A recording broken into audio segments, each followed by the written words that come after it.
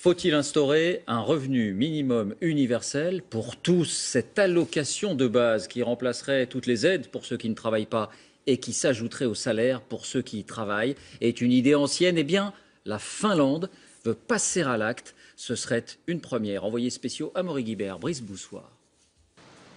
Imaginez un pays où tout le monde reçoit de l'État la même somme d'argent, quel que soit son âge, son milieu social. Un pays où l'on peut décider de travailler ou de ne rien faire. La Finlande pourrait bientôt être dans ce cas et nous avons voulu savoir comment elle en était arrivée à cette idée folle. Le principe, c'est de supprimer les retraites, les indemnités chômage, en fait toutes les allocations pour les remplacer par un seul revenu universel. 80% des Finlandais y sont aujourd'hui favorables. Oui, c'est une bonne chose car notre système d'État-providence doit prendre soin des gens. Il faut ce revenu de base pour permettre à tout le monde de vivre.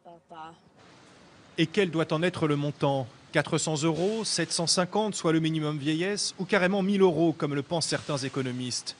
Ce qui est sûr, c'est que le coût pour l'État du revenu universel doit être inférieur à celui des aides sociales d'aujourd'hui.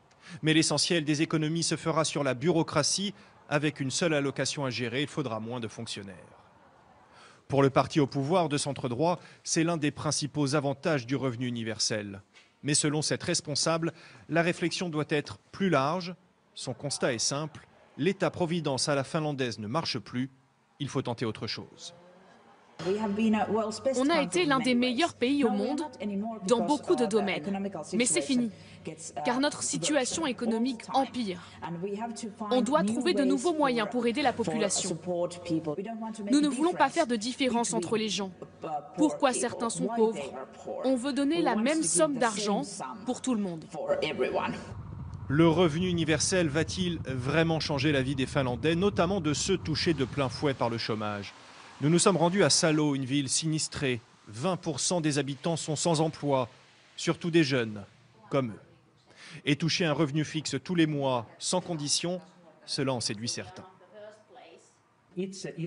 Moi, je ne veux pas travailler pour travailler. En ce moment, les 600 € d'allocation chômage que je touche tous les mois, ça me suffit.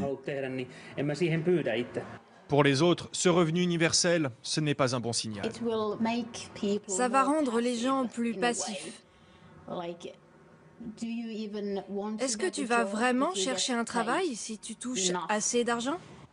Le revenu universel laisse donc beaucoup de questions en suspens et c'est bien le problème selon cet économiste. Pour lui, l'idée est trop belle pour devenir une réalité, elle est aussi très inégalitaire. Vous ne pouvez pas mettre en place ce revenu universel et garantir en même temps que tout le monde gardera le même niveau de vie, quelle que soit sa situation. C'est le principal problème. Il faudra toujours d'autres aides sociales? Oui, il en faudra encore d'autres, même avec un revenu universel. De la théorie à la pratique, il pourrait donc y avoir un monde. Les premières expérimentations doivent être lancées au printemps prochain. Le projet du gouvernement finlandais pose finalement une question fondamentale. Le travail doit-il être au centre de nos vies? Ici, on est convaincu que la croissance économique est trop faible pour offrir un emploi à tout le monde. C'est une vraie révolution qui s'annonce et le revenu universel est un moyen de s'y préparer. Ça fait réfléchir.